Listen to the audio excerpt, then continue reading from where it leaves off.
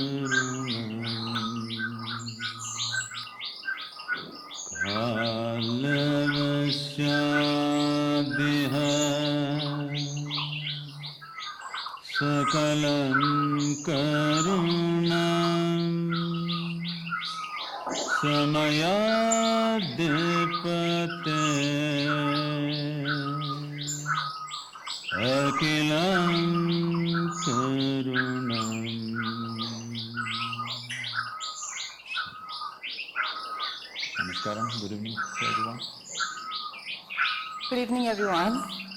Thank you for being here this evening. And this is my first interview. I must say it's easier giving interviews than interviewing. It's challenging. Sadhguru, thank you so much for giving me this opportunity, and thanks to all the volunteers who've worked so hard. So my first question to you is that when I first heard about you many years ago,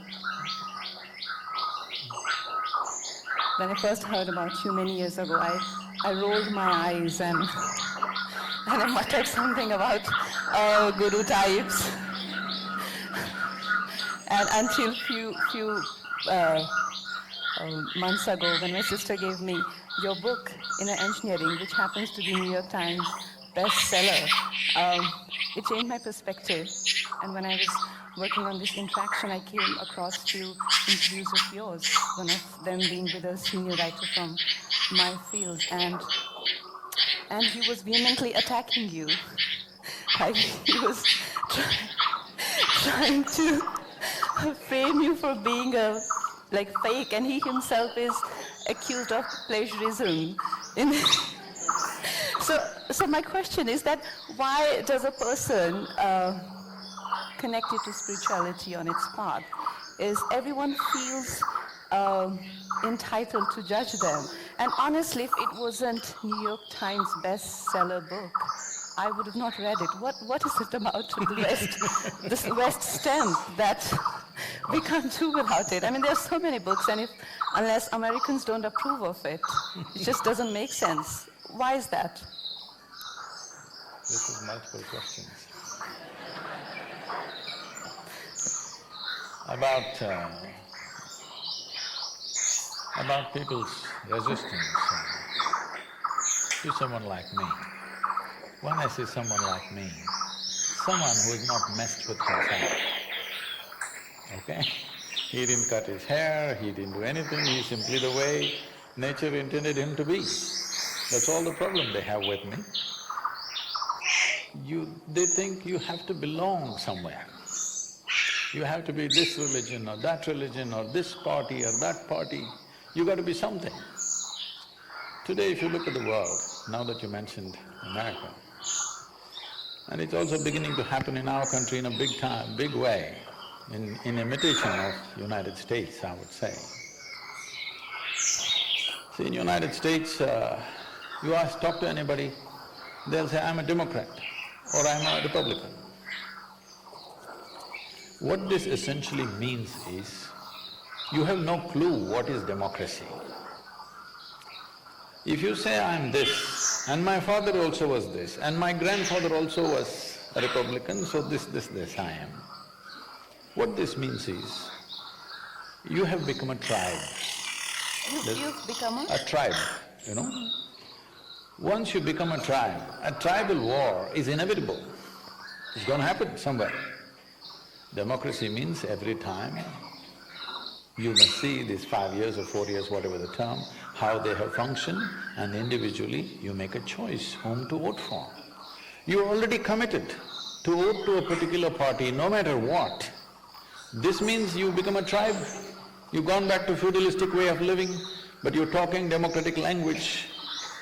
So this has happened in a huge way in United States. So, these jokes keep going around. Someone trying to convert a Republican into a Democrat. So they came and asked, why don't you vote for Democrats? See what kind of president you got. So he said, no, I'm a Democrat, I'm a Republican, my father was a Republican, and my grandfather was a Republican, so I'm a Republican, that's it. So this guy asked, suppose your grandfather was a jackass and your father was a jackass, what would you be? He said, of course, a Democrat. Okay. So, we are taking things from there all the time, and in India also slowly we are moving in that direction, unfortunately. About New York Times New York Times a lot of things you could say about New York Times, but I think their president is speaking as to what is New York Times, I don't have to say a thing.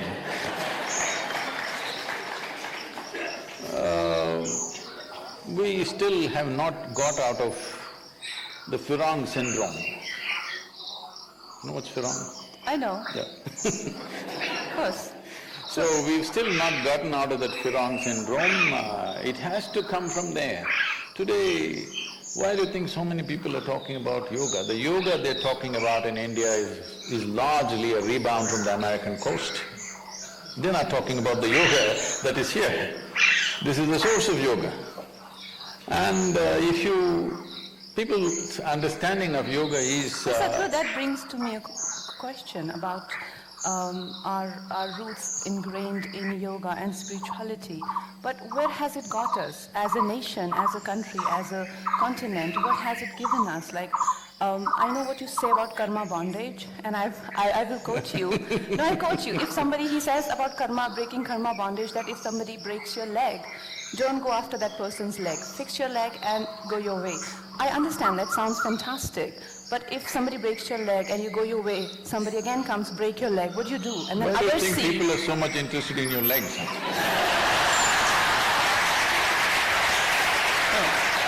No, Sadhguru, you're literally taking it. But tell me, don't we have a history of 1,000 years of Yes. invasion after invasion? And didn't we grew up hearing this from our mothers that, oh, if somebody rubs you wrong way, the only thing that they say is, oh, Bhagwan dekh raha hai. What? So, Say this, I mean, we as a land, I don't know much about history, but this much I know that we as a land, we have not, and thanks to our spiritual education, that we've never gone to invade a continent or gone for a conquest like that. But where has it got us? Where has it landed us? So why not imitate West? Okay.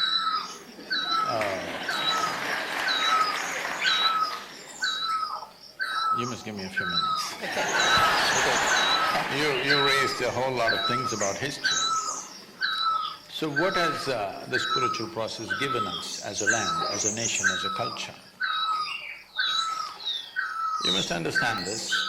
Let's understand this very clearly. Here we always focused on individual development. Because without creating great human beings, there is no great nation, there is no great culture, there is no great world. World, nation, society, these are just words. It's just you and me. What kind of people we are, that's the kind of society, that's the kind of nation, that's the kind of world we will live in. So we always focused on individual development. In this we produce stellar human beings, absolutely fantastic human beings for thousands of years who created a fantastic culture. And let me remind you, our safety was our geographical features. The Himalayan region, the Himalayan ranges, and the Indian Ocean, which was called as Hindu Sagara at one time. So this he and Hindu, together we made it Hindu. So you must understand, it is a geographical entity. We revered the mountains and the ocean because we knew our safety, our well-being and our cultural flourish and our economic prosperity of the time, everything depended on these two barriers which stopped people from invading and doing things. But then people found ways to cross the mountains and come across and come through the oceans, everything happened. So our problem was just this, We focused on human genius all the time, but we lacked organization. The West always focused on organization, but they did not focus on individual genius. For both there is a price. So now we have come to a place where we cannot ignore individual genius, we have to focus on that. At the same time, we need to learn to organize. That's what we are struggling at right now, that we want to organize. Can I ask? So, Sadhguru, talking about spirituality, and like I question that, how practical is it in today's world, whereas like the whole philosophy of spirituality or what… Spirituality is not a philosophy. I know, it's a technique, it's a practice, which No, I also do. no. It's yoga. No. It's yoga, it's the ultimate union. Okay, so I know yoga is the ultimate union, and everything that we do as yoga is supposed to make us inclusive. Inclusive of everything. So let me finish, okay? So it is supposed to make us inclusive of our environment, and then further expanding that our country, our countrymen, and then the planet, and then the cosmos, and that it goes on. But my question is, and I want to present an example. I was in London, and you know what happens to when you are in a beautiful city with great infrastructure, you're with a couple of friends, and your Indian friends, they're always cursing India. You know, oh, this is so great, where we live is a piece of garbage. You know, and on all that, I felt so overwhelmed. I couldn't wait to get to my room, and when I got there, I was crying. I found myself crying, and I was muttering something of the effect that you know, I mean, what do you expect, and you know, why don't they have sympathy for their own land and all of that? And then I realized that identifying like that with your country, today I'm crying, tomorrow I might just punch somebody, and everybody will behave in their own way. So this kind of identification with your environment, with your country, with your religion, with your family is the root cause of all atrocities. So isn't that kind of, isn't it dangerous? Now don't tell me be inclusive, but still not be inclusive. Don't try to answer me. No. I am not buying that answer. How can you be inclusive and yet not be inclusive? If you're inclusive, you're inclusive. Or you don't be inclusive. Well, the city that you're appreciating of its infrastructure and its wealth and well-being, for 2 centuries was largely built on stolen money from this country.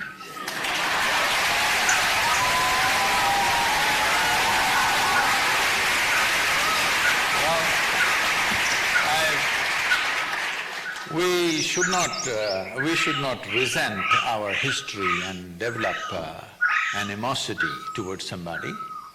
But at the same time, it's stupid to forget everything and go on as if nothing happened. That will be absolutely stupid. That's a problem with us.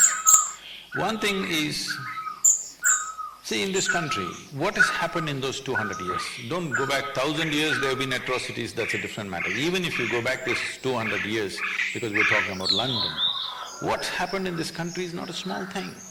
6 million Jews died.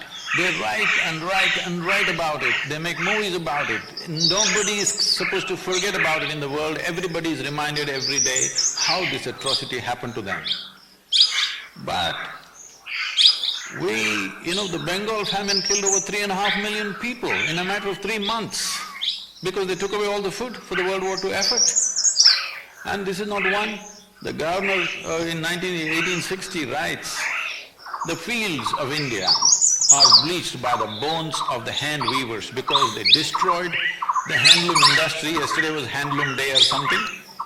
Yes? From 1800 to 1860, in 60 years' time, an industry which has lasted for 10,000 years they destroyed and left millions of people to die.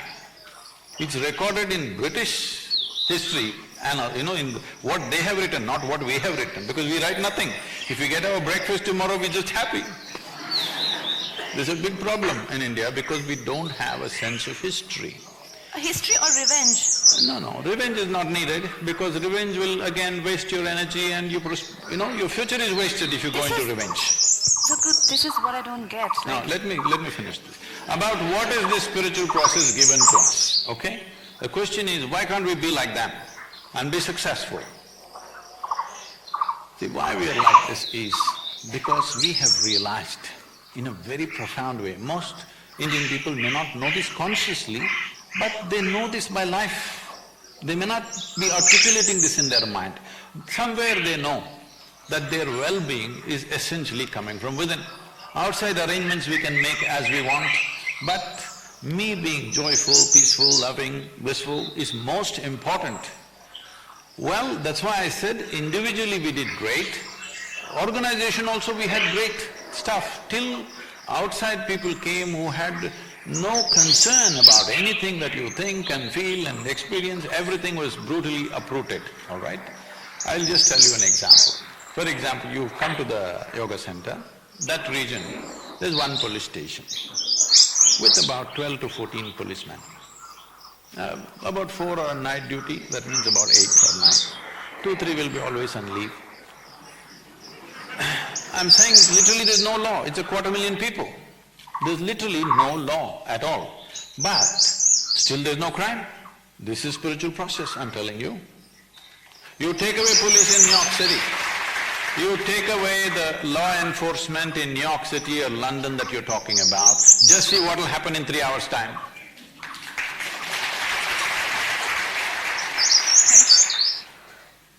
Okay, so Sadhguru, this… We need organization right now.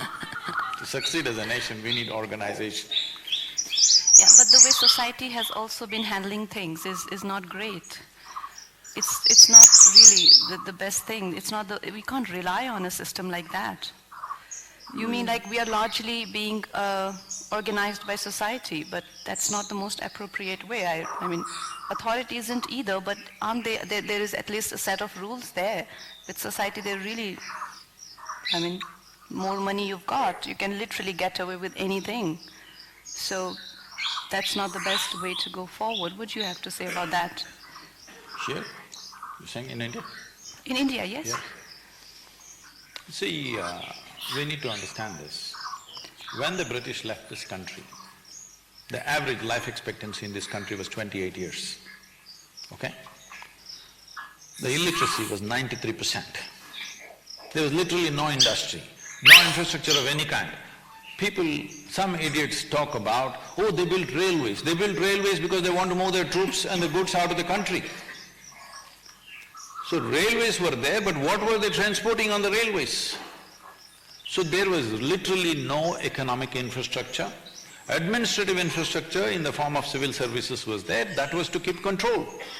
You just see what they were called, what were the local administrators called? They were called collectors. Even today, unfortunately, we're retaining the same appellation. Collector means what? They were just tax collectors. In many provinces, the taxes on the agricultural produce was 100%. Can you beat that? Oh. 100% tax on everything that you grow. So this was a totally, absolutely demoralizing occupation that happened for over 200 years. And we are recovering from that. It's not a small thing. I agree. We've been just beaten down, no education, no nourishment, no economic infrastructure, all industry destroyed, we were just a resource for their industry. When this was done, systematically we've been exploited. Only problem with us was we didn't have an organization to fight them. We had small kingdoms which they played very well and they managed. This is a historical blunder on our side, there's no point cursing them. They did what was best for them, we could not do what was best for us. It's time for us to do what is best for us now. But Sadhguru, tell me, like we have such a diversity in our country, you know, whether there are different languages, traditions, religions and food and all sort of diversity, Definitely food. which is beautiful, like what you say about difference and discrimination. Differences are beautiful, you know, like how like a man is different than a woman and flowers are different and you know, so on and so forth. So there is difference which is beautiful, but don't you think there should be one spirit? There should be something that could bind us together? I don't see anything, because the only common factor between us is definitely the motherland. Because you're from south and I'm from north, and if we didn't have the history of slavery to connect us, we would never know what we're talking about. We are very balanced because we are from the sea level. Yeah, his nickname for me is mental. He calls me cuckoo. So Sadhguru, don't you think we should have something that can bind us together? Don't you think it's so easy to play us as people, as a nation, and that spirit of, like, I can think of only one thing that can bind us together is probably nationalism, which is the most infamous word in today's time. So what is it? What can bind us together? See, this diversity that you're talking about, as all of us know, there is no other nation which has this complexity of diversity. We have 1,300 spoken languages in this country, and 1,000 different ways to cook and 1,000 different ways to dress, and every 50 kilometers you drive, people look different, dress different, speak different, eat different, everything different.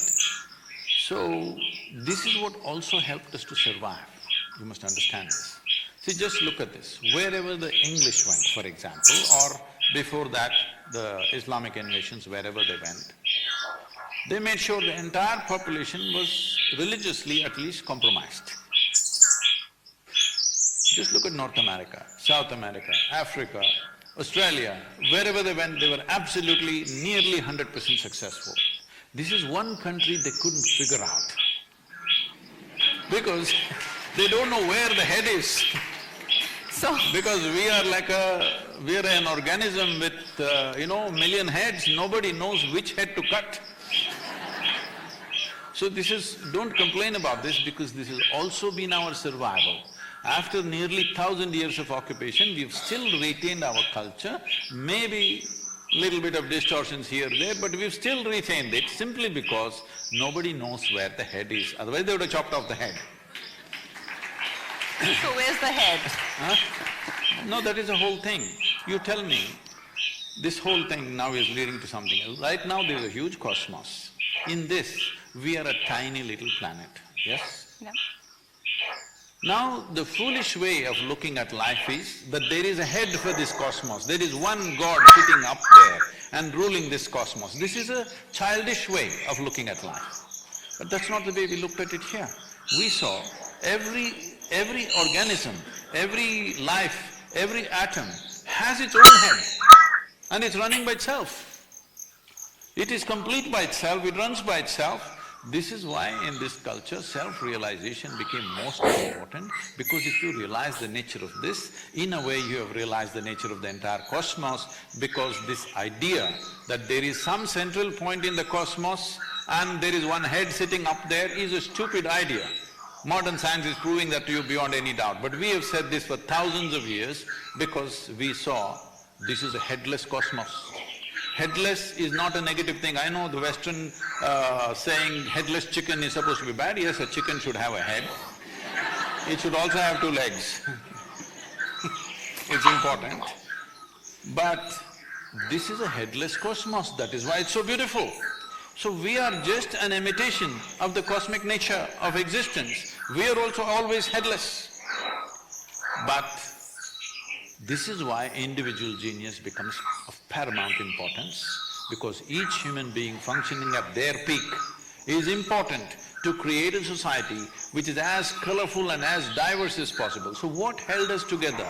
See, because you must understand this, there was a time when there were over 200 political entities in the form of kingdoms and empires and whatever. Many times people try to, unite them into one occupation, but later on it again broke up. Many times over 200 political establishments. In spite of that, in this nation people felt this is one nation, we call this Bharat, and people from outside, they also thought this is one nation, though there were 200 kings ruling the place. What is it?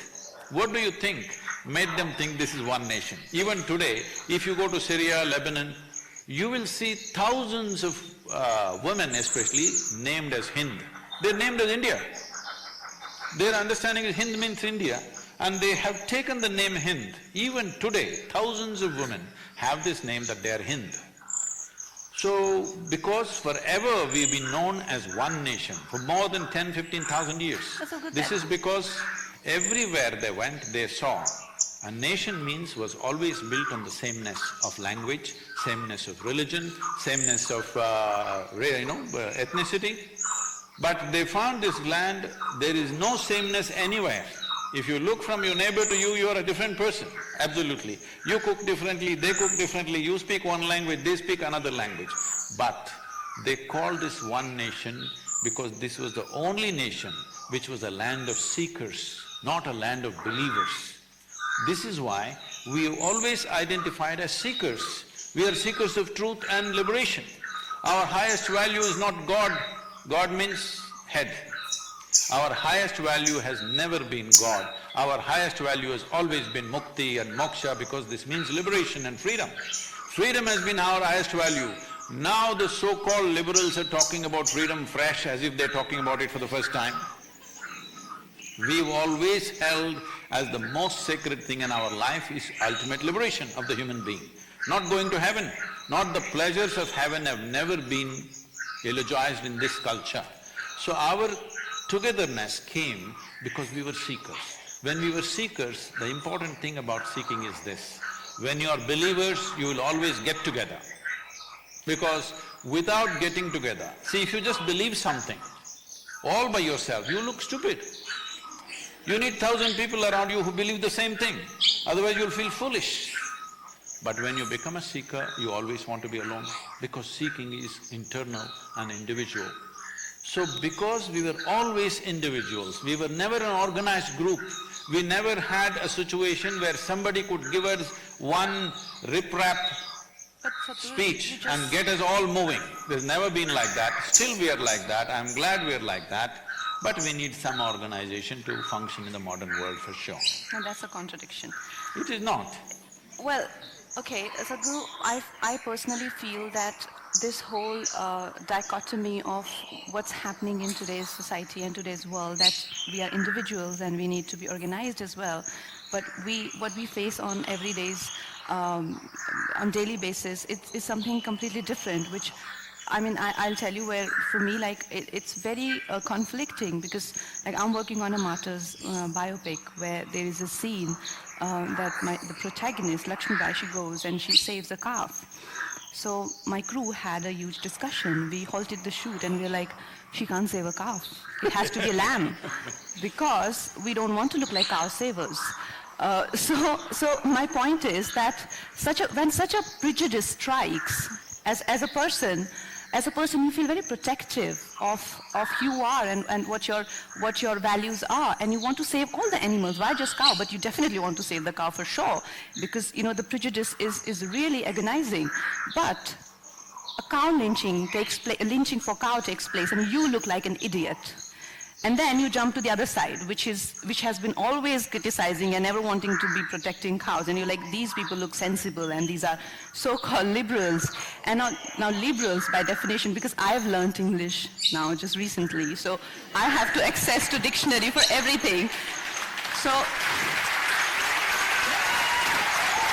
by the literal meaning, dictionary meaning of liberal is people who have acceptance for people, opinions, thoughts. No, they're fanatics. No, that's what I'm saying. Now, let me finish this question. So these liberals, they will not take you in their group unless you hate the same people as they do.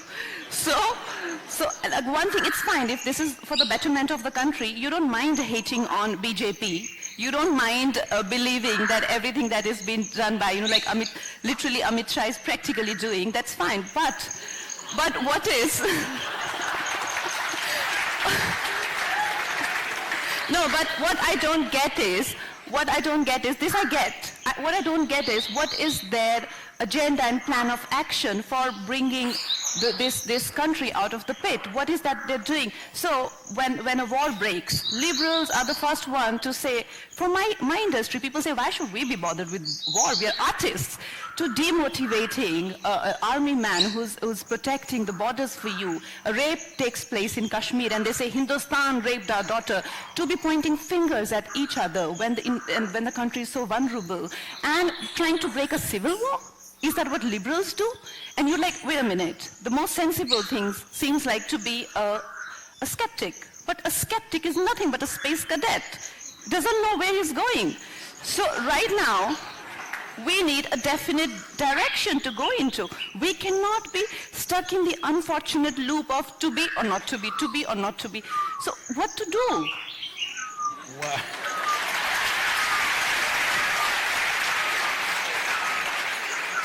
Well, for a long time, from that city that you were talking about, they always thought asking this question, to be or not to be, is the most intelligent thing to do. There. Because they rarely came to existential questions. Existential questions is a daily affair for us in this country, but they rarely came to it. So that is how rudimentary ways they addressed it. They thought it's the most intelligent question to ask, to be or not to be. I think it's the dumbest question to ask, because you have not tasted life. When you are really blissed out and ecstatic, do you ask to be or not to be? In some way you're frustrated, some way you're burdened, so you're asking to be or not to be. Leave that aside, that's… First of all, today in the world, people who claim to be liberals are actually fanatics. If you do not agree with them, they'll finish you in some way. So, about Jhansi Rani saving the cow. Well, she is a woman who stands out in our history, and you're just fortunate that you… But she did save a cow. I'm like, listen guys, rather than fighting, why don't you access the facts? They're like, she did save a cow, but we should not throw it as a cow. The thing is, we don't know who wrote the story. She didn't save one cow. Cows would have always been saved because in this country, which is a pastoral country, cow and cattle was the wealth of this nation. If you look back at Mahabharata, they're not talking about land as wealth, they're always talking about cattle as wealth, because land was there plenty. Cattle, how many thousand head of cattle did you own, decided how rich you are. So if somebody stole a cow, they caught you and beat you up.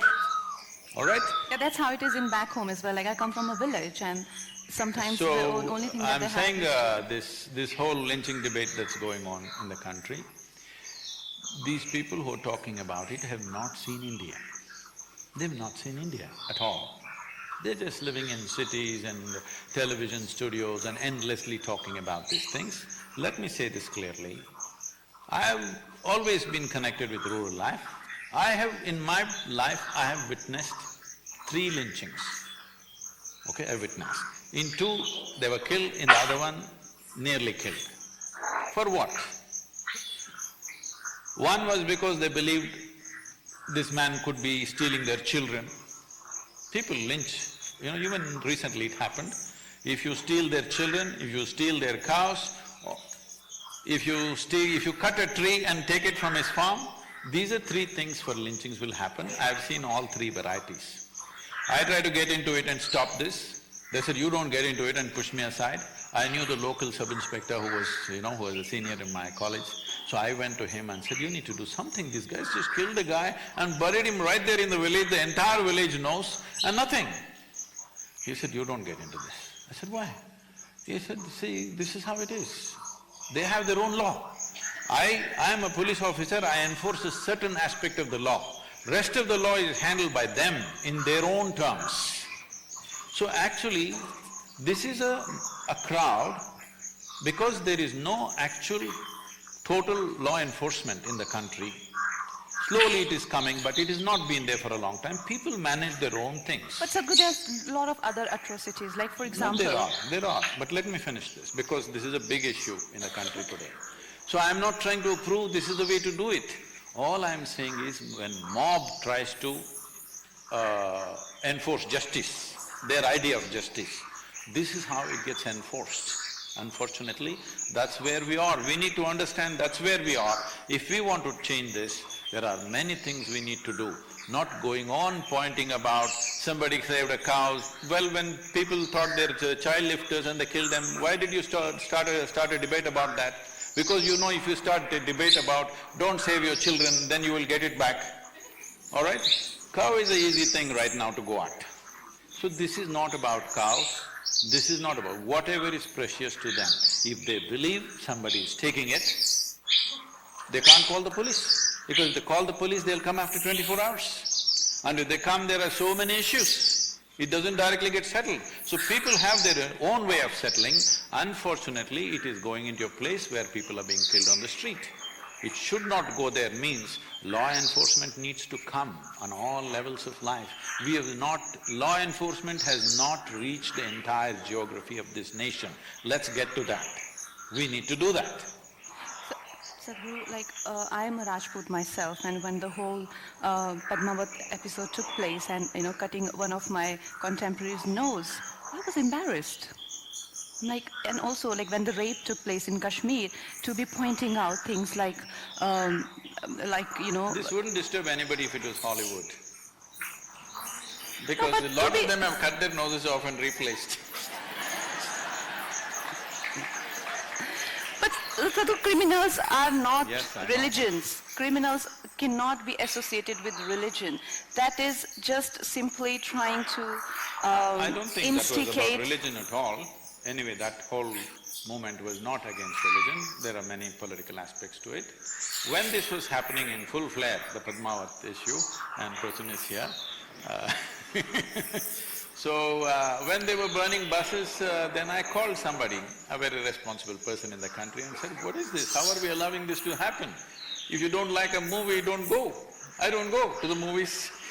So, if you don't like it, you don't go. Why do you have to burn a bus that people have to use tomorrow morning?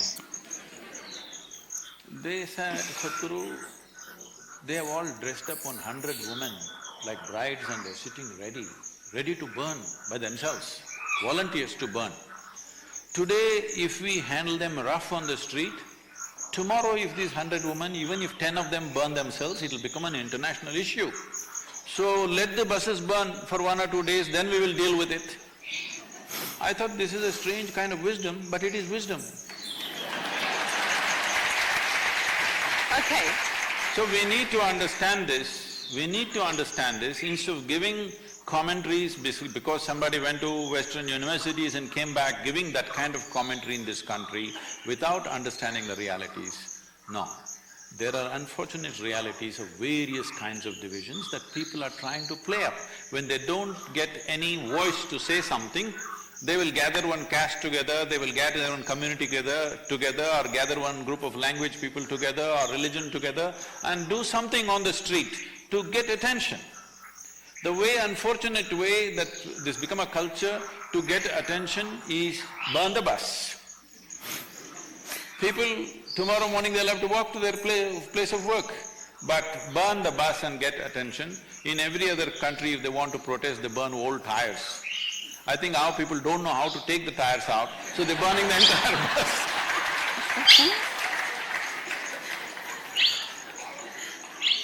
It's a mechanical lapse.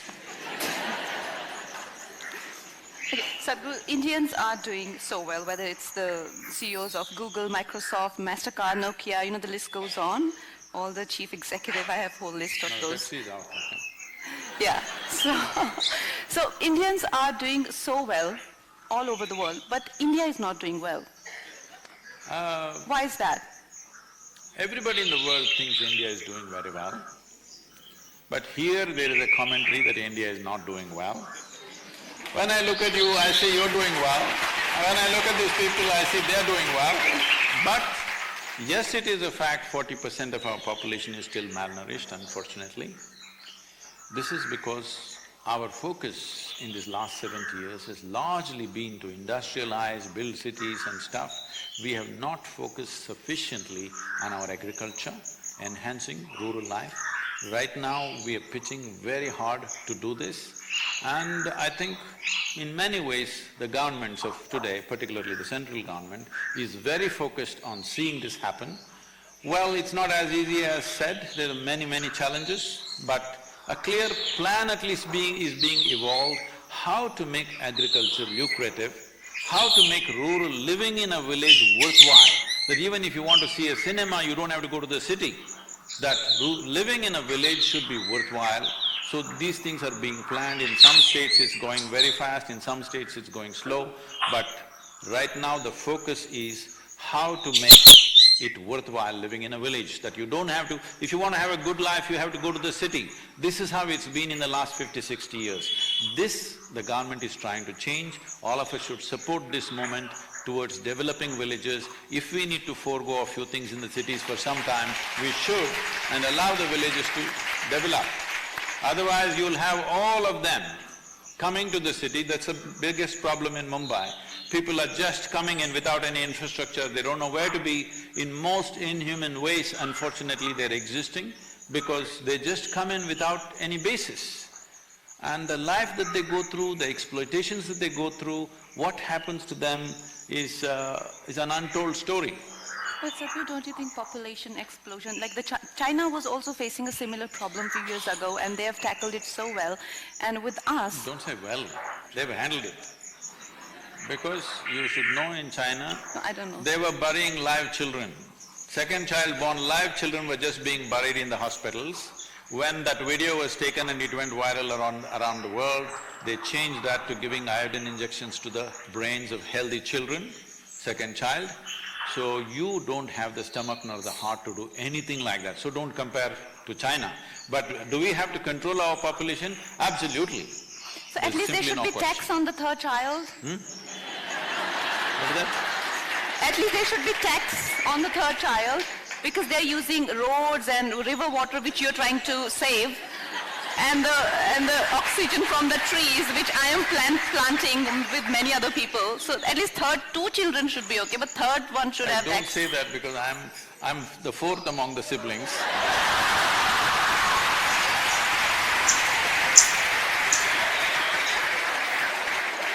I have a big tax sitting on my head.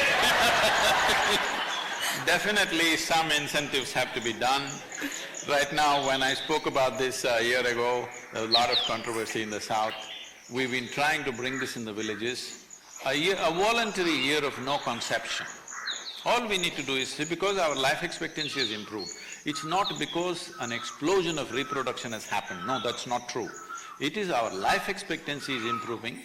That means we took our death into our hands, but we are not taking the birth into our hands. We have… See, just about 50 years ago, an average time when the first child happened to a young woman in this country was somewhere around 16 or 17 years of age. It's moved to about 24 right now, but we need to push this to 35. Sadhguru, these days, the common discussion which is going on is again about the refugees, and we being celebrities, we get these questions asked, and this is the most conflicting question ever, because as a nation, being a part of this country and knowing that so many of us don't even have access to food, education, electricity, absorbing more people into our population clearly isn't a good idea, but denying those people seems even worse. So what should be… Like again, where does spirituality comes here? Like what part does it play? And what happens to inclusiveness when such a thing happens? You're picking on my yoga definition. No! No, like I clearly know that this is the worst thing to do right now because they are coming in millions and millions and millions where our own are starving. So it's like saying that I let my own child die but I save the neighbor's one. So, I mean, what sort of negotiation is that? If that was the intent, I would bow down to such people.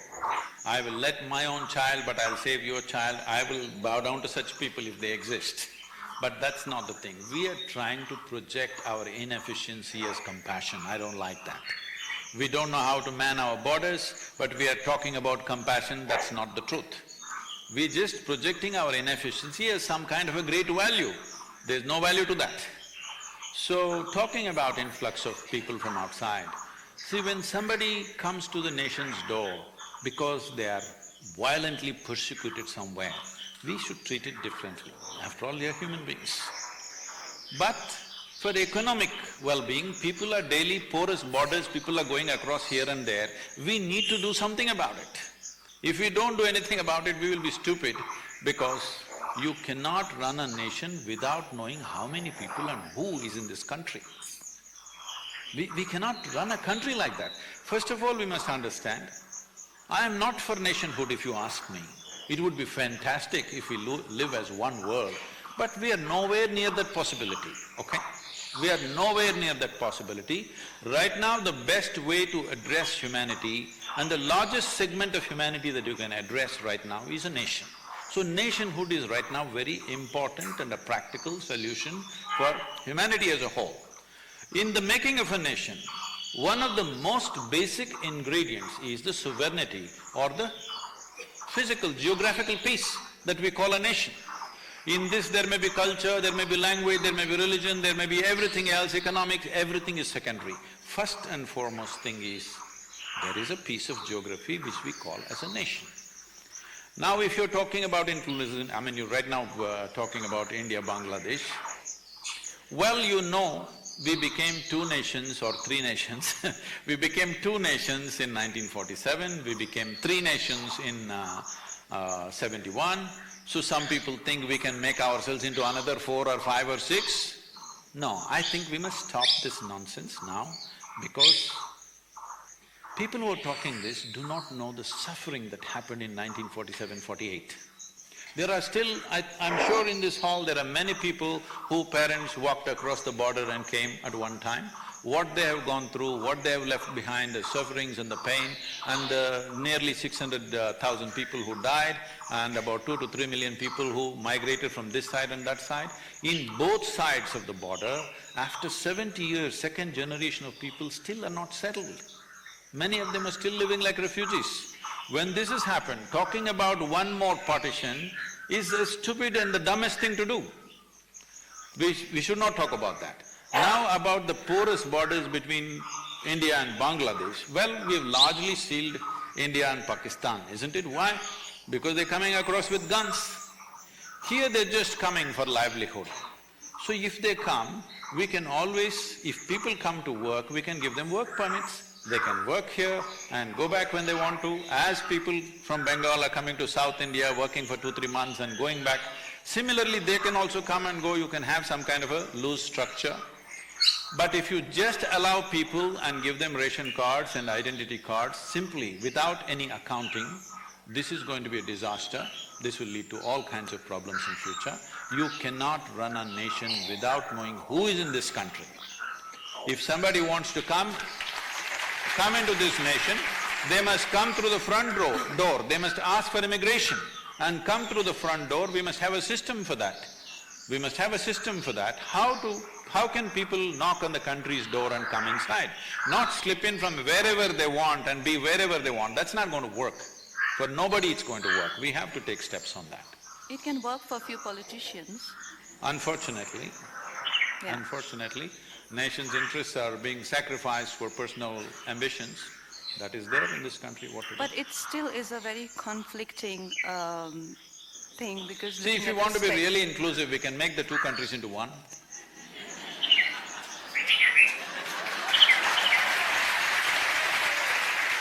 Yes. We can make Bangladesh into a union territory and make it a part of this country, then everybody can go across, like you come from Pondicherry or anywhere else, like that you can go where you want. Are you ready for that? If you're ready for that, I think India is ready for that. If you talk about inclusiveness, that's a way to include, isn't it? Not slipping into my house from the back door and saying, include me, it's not going to work.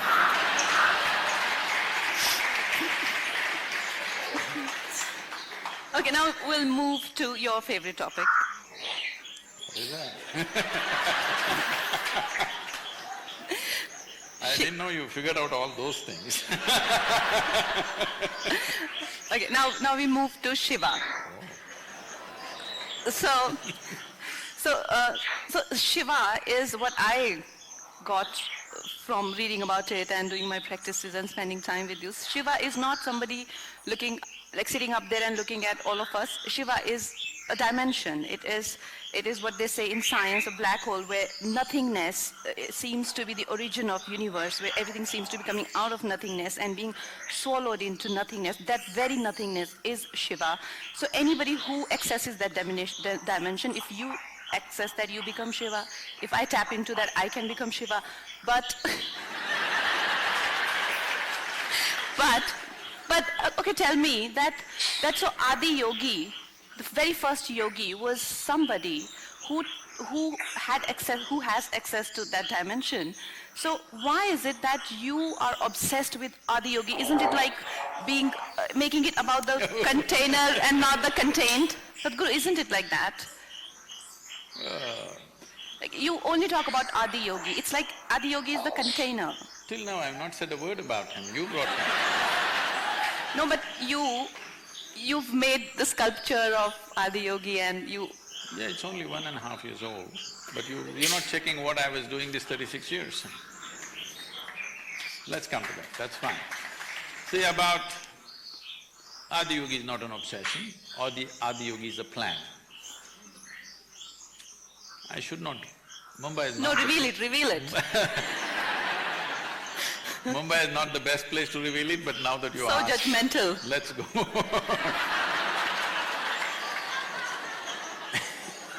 That's her next movie, she's promoting it.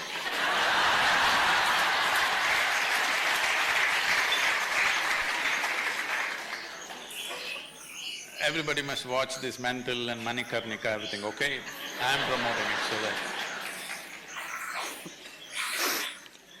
So, you talked about nothing. We must understand this nothing. English language has certain limitations on these aspects, but we can… because we're speaking that language, we can manipulate it a little bit. If you want to understand nothing, you must put a hyphen between no and thing. It's not a thing. That doesn't mean it does not exist. This would have been a ridiculous statement for the Western minds. I'm saying Western minds because all of us are Western educated. Maybe we're living in India, we've born in India, grown up in India, but we are all Western educated. For a Western mind, this would be a ridiculous idea. Of a couple of decades or maybe 3 decades ago it would have been so. But now science is talking about no things. That means non-physical dimension of existence, something that is not a thing, but still a powerful force. When I say something that's not a thing, we are not talking about nuclear energy, we are not talking about, electrical energy or amagnetism or anything. Simply nothingness is tremendously powerful. Today they're calling it, black existence or dark power, or many things are being used. So essentially you're talking about a dimension which is a source of something. Now this is something, everything here is something. But this has come from all that we call as nothing because it's not a physical form. A physical form, in essence, means a certain defined boundary. You call this a physical body because this is a defined boundary. If there is no defined boundary, this cannot be physical. So when we said yoga, this union that you're… inclusiveness you're poking at me is essentially that you transcended your physical nature, so you are not a something anymore. Once you are not a something, there is no defined boundary for you. Once there is no defined boundary for you, union is the only way you can exist, there is no other way to exist. This is not just a concept, this is a living experience, this is the reality of the cosmos. That if you look up in the sky, even a little child looks up in the sky, you will count stars. Maybe there are millions and billions of stars out there, but still, all the stars put together, they do not occupy even 1% of the space out there, isn't it? But nobody pays attention to that space, that is nothing. So this 99% or more, 99.9% is vast nothingness in this few specks of something. But your attention is only there simply because your visual apparatus are made like that. You are not able to grasp what is not there. You only see whatever stops light. In the sense, you are able to see this hand simply because it's stopping light and reflecting. So your ability to see is always limited to whatever stops light. See, right now we are sitting here, our microphone, our light, everything is important, but the most important thing is the air that we are breathing for our existence right now. But we cannot see it. Does it mean to say we can do without it? So that which you cannot see, that which you cannot touch, that which you cannot perceive through five sense organs, that is called a no-thing or a nothing. That's called Shiva. Shiva means that which is not. Now, if somebody begins to experience that as a living experience, we refer to him also as Shiva. But somebody who's not experienced it, we refer to him also. Half the people in this country at one time were named after Shiva. That is all the men, I'm saying. Ladies were Shiva, Shivangi, Shiva this, Shiva that, or Parvati, Gauri, this one, that one. Why this was so is constant reminder that you need to look beyond what is there in front of you. This physical form of being a man or a woman or this person I like, this person I don't like, beyond this, when I call him Shiva, now I cannot say I like him or dislike him. When your name is Shiva, you claimed already you're Shiva, when your name is Shiva, when I call you Shiva, I cannot call Shiva angrily, I cannot do something. It's a kind of a control over yourself, that you cannot abuse somebody. You cannot say, hey Shiva, you're this and that. You can only say Shiva. So we created a culture like this where constant reminder, wherever you look. We even called our dog Shiva. Yes, we never thought it's an insult because he's as much alive as you are. We called… if you see a tree, we say Shiva, if we see a rock, we say Shiva, if we see a bird, we say Shiva, simply because the source of all that exists here as physical stuff essentially comes from that which is not a thing or no thing or Shiva. So, this is why this talk about third eye and people think their forehead is going to crack and something is going to pop out, nothing like that. These two eyes can show you only that which stops light. The day you start seeing things which do not stop light, then we say, you have one more eye going. You have an inner eye which is able to see something that these two eyes cannot see. So third eye does not mean forehead cracking up and you becoming some kind of a freako. This just that means your clarity has opened up, that you're able to see beyond the limitations of senses. So all the enlightened people who've been… How many did you meet? Like I've heard about many, like say Krishna or Muhammad or Ram or Christ, Buddha, all the enlightened people who've been on this planet, there is some sort of mention of their birth or death. But when it comes to Shiva, like you say, and I've read that he was self-created, and I often ask you this question, that did he disappear into thin air, and apparently something like that happened. He couldn't even have biological children with any of the women he was married to. Also, he… At least you can't blame him for the population. Sadhguru, I'm coming to something very important. There is a theory… I thought population was very important. No. There is a theory that Shiva is alien. Say, till now you've been talking about inclusiveness and suddenly you call somebody an alien. No, Sadhguru, there is a theory… I must tell you this, every time I enter United States, at the immigration, I end up standing in that line which says, resident alien. I look around and see I'm the only one who fits the description. Sadhguru, let me finish this question. So there is this theory that… She won't let you go. No, that everything that humans encounter, whether it's an idea, it's a thought, it's anything that they encounter, it's been transmitted into them through an outer space, an outer being. My favorite director, Christopher Nolan, made this film, Interstellar, which is one of my favorite films, where they are constantly referring to certain beings as they. They are communicating, they are talking to us, they are doing this, but they never really clarified who they were. Like, were they aliens, were they gods, who they were? And Sadhguru, like this, I think I felt it in, like when any creative idea comes to me, it has absolutely no intellectual grounds where I can go back and track it down. It's literally like a nail dropped in my head. It seems like it's from an outside this space. Is not a confession. I know it's a confession, but Sadhguru, is it that we are being operated by an external, sort of outside beings? Is it that? Well,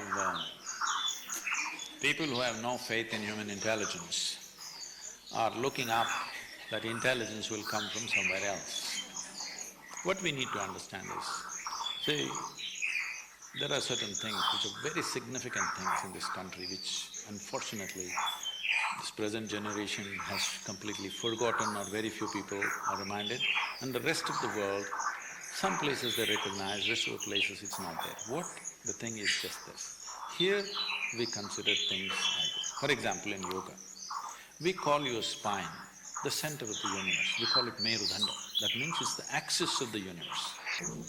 What is a universe? Please understand this. Today scientists are admitting it is an endless universe. Forever they said, if you travel this many million light years, you will reach the end of the universe. But now they're admitting it's an endless universe. Forever we've been saying it's an ever-expanding universe. So we said, your spine is the axis of the universe. That sounds ridiculous. Even without putting any load, most people's backs are hurting badly. They can't even walk or run or do anything. If this becomes the axis of the universe, what will happen? Why we are saying this is, see, you know there is a universe or you think there is a universe only by your experience, isn't it so? If you did not experience, if you could not see this, if you could not see like this and feel like this, you wouldn't know there is a universe. Only because of your experience there is a universe. And the center where your experience is being transmitted is through your spine. If we cut a few wires in your spine, you will have no experience even of the body, forget about the universe. So because your ability to experience the universe is rooted and centered in your spine, we are calling your spine as the axis of the universe. Suppose this hall, see now we know the boundaries of this hall. Now we can debate whether this is the center of this hall or that is the center of this hall. Suppose there are no boundaries to this hall, how would you decide which is the center of this hall? Where you are is the center of the hall, isn't it? From this basis, we developed a whole possibility for a human being, how not just to believe these things, but to make it into your living experience. It is from this the word yoga came, that the inclusiveness happens not because I tell you, oh, I love you love me and all this stuff. Inclusiveness happens simply because you obliterate the boundaries of your individuality. Not because I love you love me, I hug you hug me, so because we are inclusive, no. All that will last for some time. Tomorrow if they do something that you don't like, it'll be finished.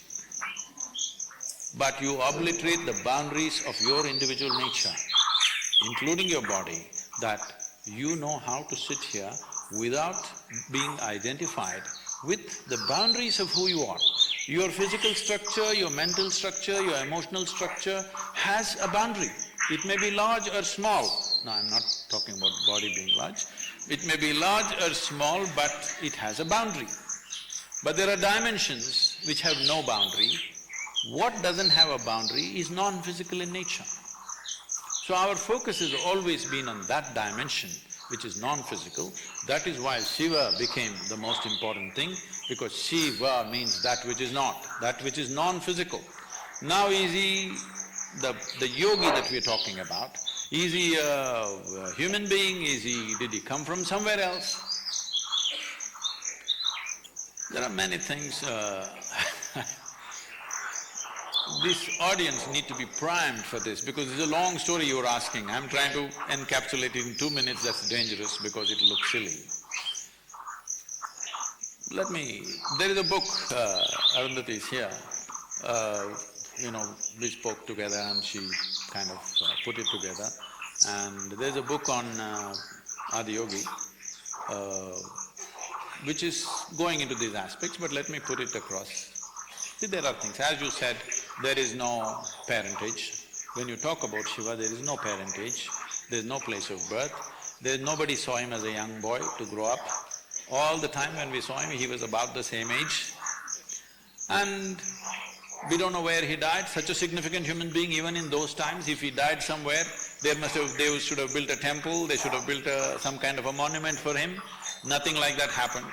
So there is no birth, there is no death, there is no parentage, there is no siblings, there is no anything to prove that he was here. Does it mean to say we can assume he came from somewhere? Not necessarily.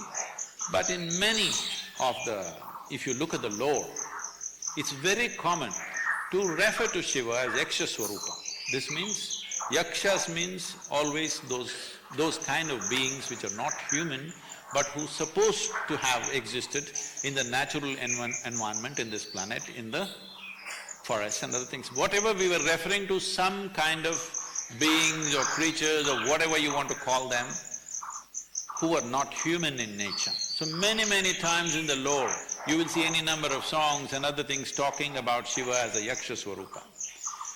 So there are many things which point, but there is no specific proof that he came from elsewhere.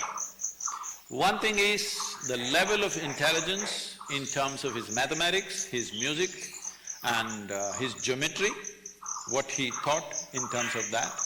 When you look at it, the times that we are referring to, see, in the yogic culture, let me admit this in front of this crowd because, oh my God, there are cameras. In the yogic lore, it is estimated Shiva or Adiyogi existed as a person who walked this land somewhere between 60 to 75,000 years ago. When I first spoke this, all the more sensible people around me, who are not as naive as me, they're wiser people, younger people, they said, Sadhguru, if you say 75,000, they will blast you. The only archaeological proof that is there that Adiyogi or Shiva existed is about 12,600 years. You should say 12,600 or 13,000 or 14,000. I said, okay, 15,000. But actually in the yogic lore, there is a clear aspect of… they're talking about celestial arrangements. These celestial arrangements, if you go by the modern astronomy, they existed only somewhere between 60 to 80,000 years in that span. There is no two ways about it, the things that he's talking about. And now, of the Cambay… what's it called? What is the Indian name for that? I'm sorry. Kambart, is it? Yeah. Of the Gulf of Kambart. Now they've done explorations, they actually went there to clean up the plastic. But then they found a city which is 5 square miles. And now international archaeologists from… especially from Germany and France, they have dated this according to carbon dating process, that it is a minimum of 32,000 years. 32,000 years ago, nowhere on this planet did a city exist. Not just a city did not exist, the idea of a city did not exist. But they had a city which is 5 square miles in size, properly, orderly way of doing things. It's been buried, they're estimating it has gone underwater for about 9,000 years. And similarly, of course, everybody has heard about Dwaraka. There are excavations which unfortunately now is the line of control between India and Pakistan, you can't touch it. If you dig, something else will happen, you will hit the mines. So, there is enough proof today, archaeological proof to say, over 30,000 years ago, there was a civilized society here. Maybe not across the country, but in pockets it existed. So, this dating goes back like this, so I am just saying over 15,000 years. So that when I travel west also, I look sensible. Okay, 15,000, all right. 75,000, they'll resist because their idea of the world is only 3,000 years old. They said everything happened in 6 days and it's only 3,000 years old. Anything beyond 3,000 years is not scientific. This has been the approach, unfortunately. Now slowly they're correcting themselves without looking stupid, but it's utterly stupid. For all these centuries you insisted it's only 3,000 years, now you're slowly extending it because science comes and says something else. You will watch it in the next 50 years, science will come and say, modern science will come and say many things which we have been talking for thousands of years. So, Sadhguru, Einstein said that time doesn't exist, but we seem to… somehow we are stuck in it. And you say that space took a cyclic turn, and that's how we are stuck in time. Is it only our bodies or our mind? What, I mean, how is it exactly like… Right now everybody is sitting here. Let's say we will make them sit here for next 10 days, just like this. Will they sit? No. Let's say we make them sit here for next 3 hours. Well, the body will keep time. If you forget also, suppose they're very interested in what we are saying and they forgot time mentally, the bladder will keep time. It will tell you when it's 3 hours for sure, isn't it? Your stomach will keep time. It will tell you when you're hungry and when it's time. So once you're embodied as a physical being, time is an essential factor of your life. And you know, in your experience, time is a relative experience, but in your body it is not so. It is keeping time all the time, because body is just a product of this planet and it keeps time. Right now, what is your idea of time? Planet spins like this, it's 1 day. Moon goes around, that's 1 month. Planet goes around the sun, that's 1 year. All our ideas of time is only because of the cyclical movement of physical nature. This is the nature of physicality. Physicality is always happening in cyclical movements. Whether it's an atom or the cosmos, everything is in cyclical movements. Without this cyclical movement, there is no physical existence. This is what we refer to in the yogic culture as samsara. Samsara means something that is going in cyclical movement. That means it is traversing the same path again and again, but makes you believe it is new all the time. So if you have a very short memory, you will see every time it comes, you experience it as new and you're excited about it. But if you have a very long vision of things, then you see the same thing is happening. The moment you see the same thing is happening, you will want to change it, isn't it? It is from this context the idea of mukti or liberation comes up, because you see that you're stuck in the cycles of samsara, the same thing is going round. Why is this happening? Because of our identity with physical nature. Because we are so identified with the physical self that we are, now everything that we do also goes in cycles. Cycles means we are going round and round. You know, in English, the term, if I say you're going round and round, it means you're not getting anywhere. So, the word samsara has been misinterpreted and gone into use in variety of ways. For example, in Tamil, if you say samsara, it means wife. She keeps you going round and round. I don't know how that usage came, but today in Tamil language, if somebody says, my samsaram, you are supposed to understand it's his wife, not his cyclical nature. Okay, Sadhguru, now my question is that, do you think, like you said, in the scheme of thing and like in going round and round in this cosmos, somebody like me, I sometimes feel that the things that I want to do and the things that I feel for, is it pompous of us to think that we can do something for others, or maybe, you know, like the spirit of… If you want to do something for others, please be pompous as you want, please do something, because a lot needs to be done in this country. Okay. Okay, fine. Okay, so my almost second last question. That's good, isn't it? I'm telling you to be pompous. Okay, fine. I love being pompous anyway. So Sadhguru, I personally have read a lot of books about spirituality, and I've been following Swami Vivekananda from the age of 17, and I never really felt the need of a guru. Until I was faced with mortality. I lost a friend at the age of 25, and since then I just feel that everything that I've done in my life, or every situation I've been into and I've walked into, I've always held my head very high and always been prepared for it, I mean, as much I could. And I can't wrap my head around it. And when I read your book, I didn't instantly feel that I would be seeing this day. And I thought, okay, fine, I've read Buddha, I've read, like, you're one of those enlightened people, yeah, sure. So, no, I wasn't impressed, let me tell you. But then I read More Than a Life, and there is the mention of this yogi, Swami Nirmalananda, who waited for you all his life, and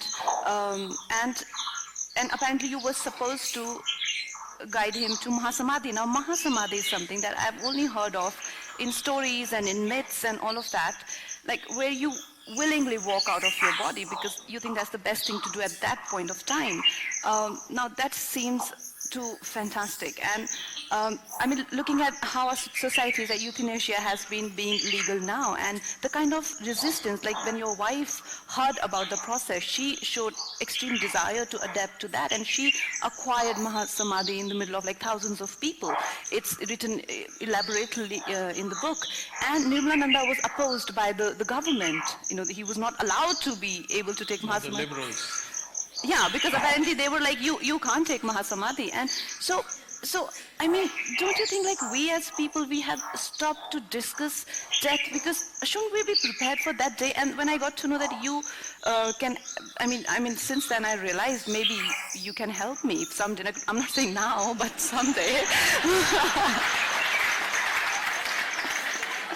But when the time comes, don't you think I should be ready for it? I should be dressed like this and be like, hey, come, let's go. What do you mean come? Who has to come with you? Like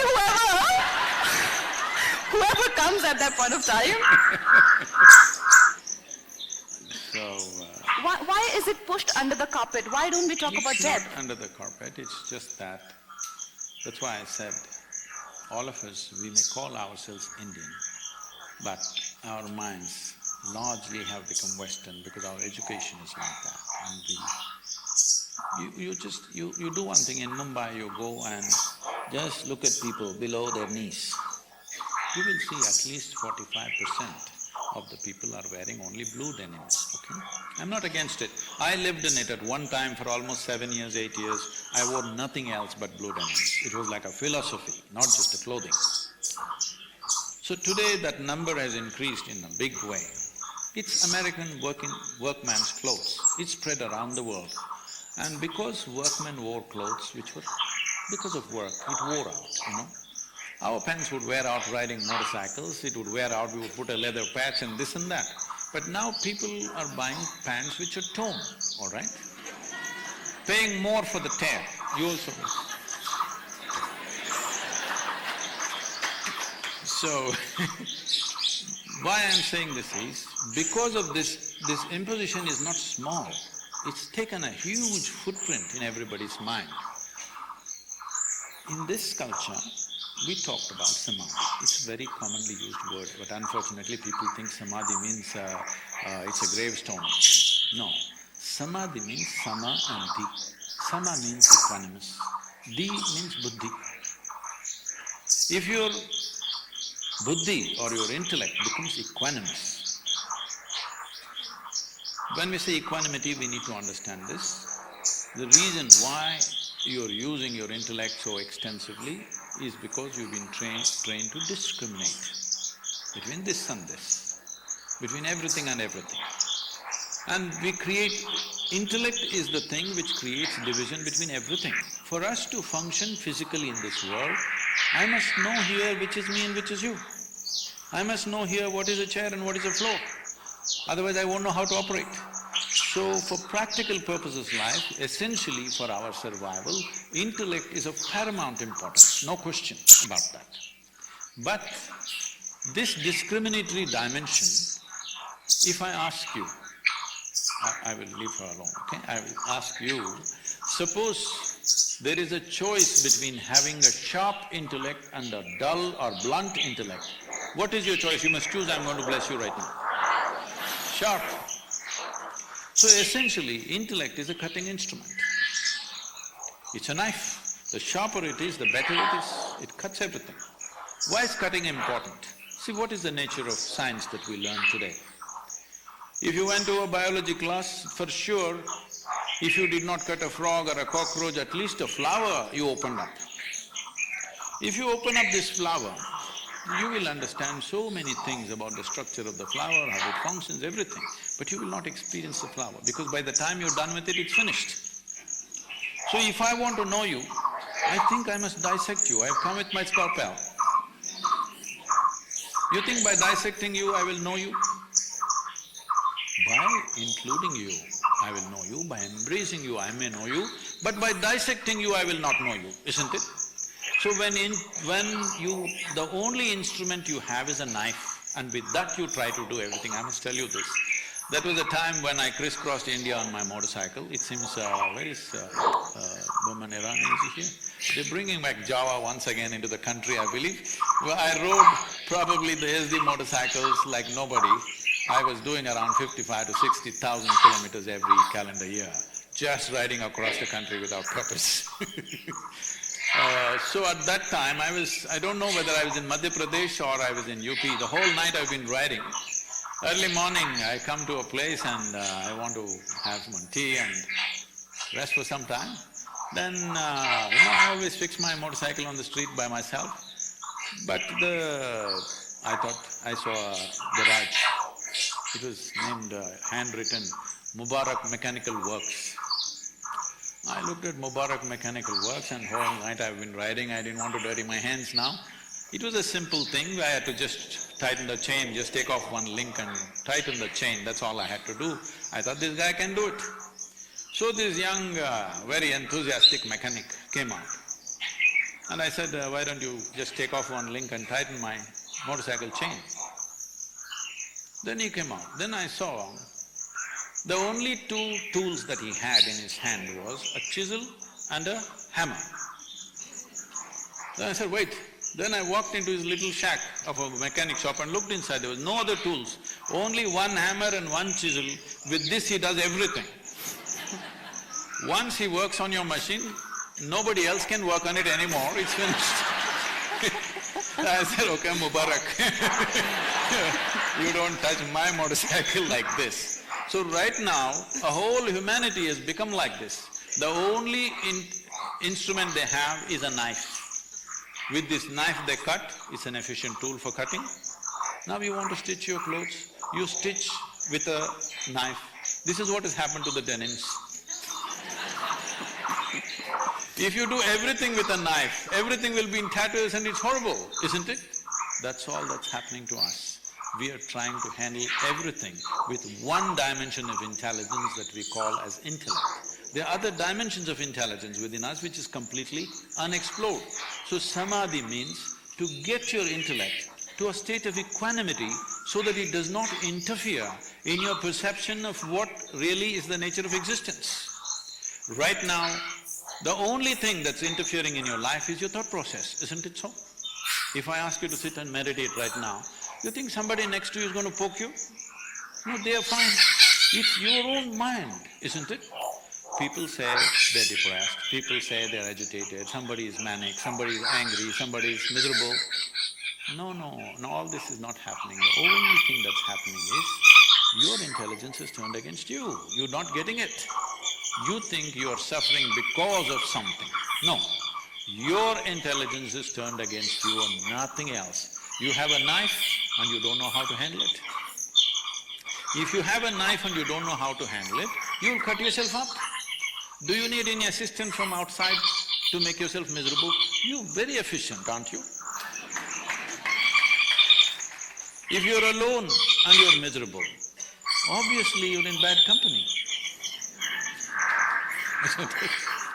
So this is only because, see, we don't give a knife to a child's hand, not because knife is dangerous, simply because a child's hand is not steady. He could hurt himself or hurt somebody. That's what the whole humanity is doing, and they're evolving philosophies after philosophies and talking about life endlessly with one instrument of intelligence called intellect. This is the buddhi. Samadhi means you brought it to an equanimity where it doesn't interfere with your perception of life. So we identify 8 dimensions of samadhi. The first 4 are called Savitarka, that means they have qualities of experience. There are different dimensions of experience. The next four are called Nirvitarka, or there is no experience as such, but there is a certain different dimension of awareness. In this Mahasamadhi is considered the highest because your equanimity got to such a place where there is no distinction between… there is absolutely no identification between what is you and what is your body. Because what you call as my body is a piece of this planet that you gathered, isn't it? Either you realize that today or one day when they bury you, you will get the point anyway. You get it from me or you get it from the maggots, it's up to you. Mystic or maggots, it's your choice. But you will get it one day. If you get it today, if you genuinely understand, this whole thing that I think is myself is what I have gathered from this planet and put it here like this. What I have in the form of my intellect, every little bit of data is something that you gathered from outside, isn't it? What you gather from outside can be yours, cannot be you. Now there are instances, people, ministers and various other politicians, if you give them a government accommodation, after their term is over, they won't vacate. But there are many of them. See, we only hear about those who don't vacate, but there are many of them, when their term is over, very gracefully they will vacate. They're not news, unfortunately. Actually, we must publish news about them. But nobody talks about all those people who exit their residences quietly without any fuss. We only print news about those idiots who refuse to vacate a government accommodation that's given to them because of the work they were doing. Once the work is over, you must go, isn't it? In a way, this is also… the house that you live in was built from the earth that you dig up. This also is just the same. This is your residence, you built it up. When it's time, if you can gracefully exit without anybody pushing you out, when I say anybody, nobody need to kill you, no disease need to come, no organism need to invade your body. By yourself you gracefully exited because you understand it's time for you. Then we say this is Mahasamadhi, that means absolute equanimity has come to you. This is not new in this country, in every generation we have seen hundreds of people. We talked about Nirmalananda, I must tell you about Nirmalananda. I was probably just around 20 or 21 years of age. I'm living wild. I largely… either I'm on a motorcycle or I'm in the jungle, sleeping upon trees and existing myself, surviving in the jungle all by myself. It's one of those days where I've been in the Bilagiri Betta, which is a very fantastic forest, you must see that, it's full of wildlife. I'm staying in the jungle for about 4 days and it's rainy season. I usually don't have any arrangement, all I have is motorcycle and gas, that's it. So I survive in the jungle, I know how to survive, but being rainy season, I've become very hungry. Almost for nearly 32 hours I've not eaten anything. And I'm head to toe in mud because it's raining. Wherever I sit down and get up, I become all mud.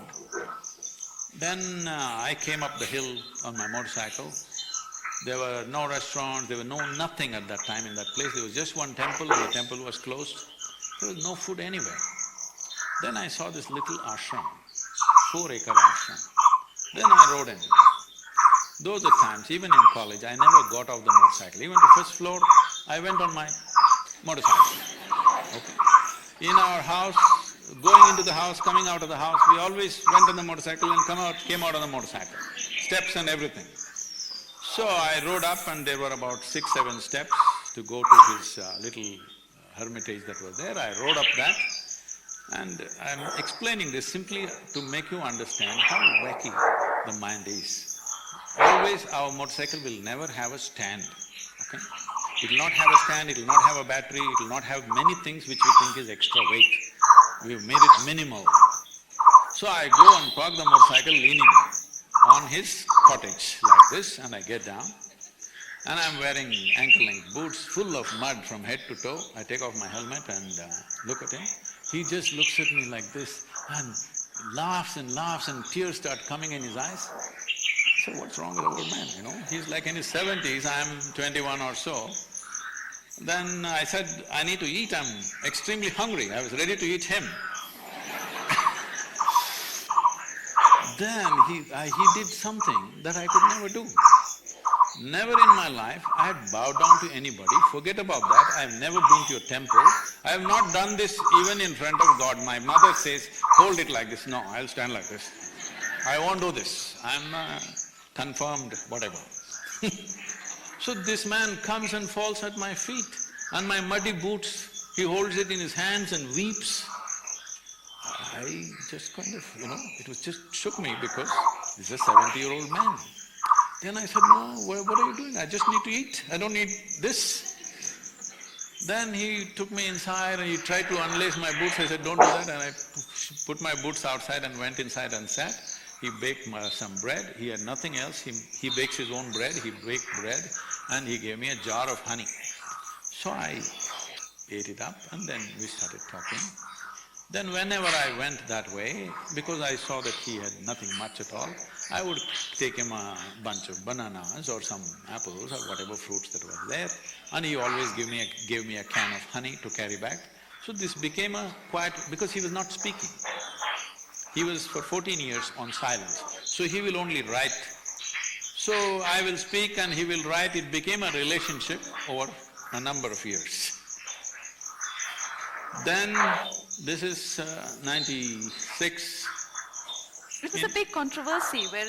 Yes, that's what I'm saying. In it was 96. everywhere on the TV where all his life he worked towards wanting to get Mahasamadhi, and when he found you and you told him the techniques, and when he was about to get there, apparently the government got involved and like, you cannot do that.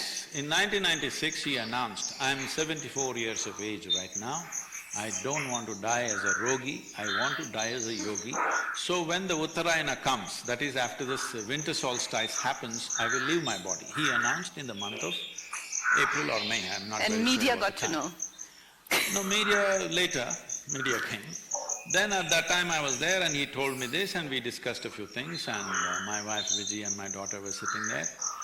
And we went into all kinds of details which we never speak about.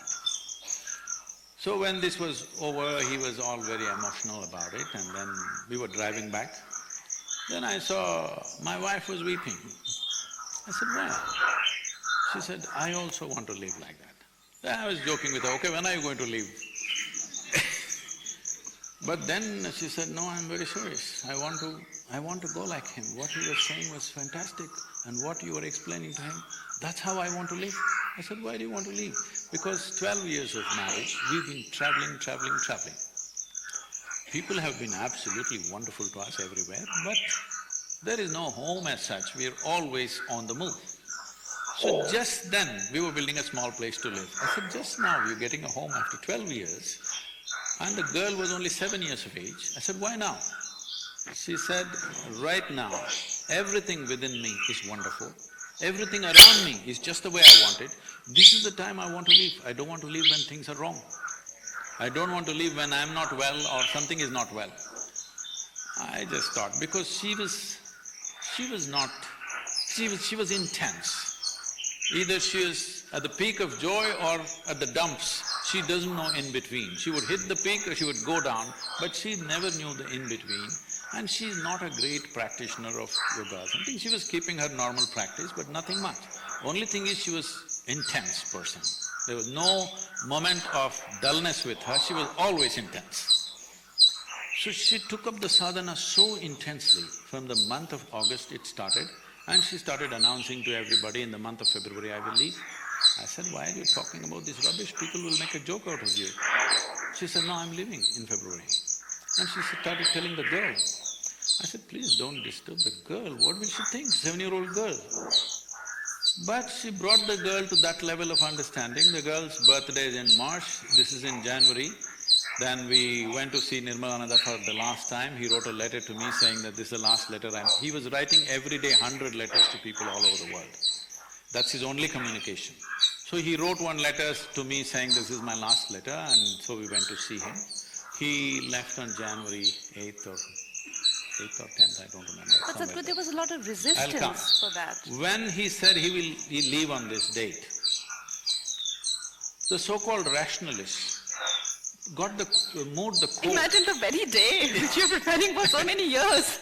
The rationalists moved the court and posted police in the ashram. This man, I want to tell you how he lived.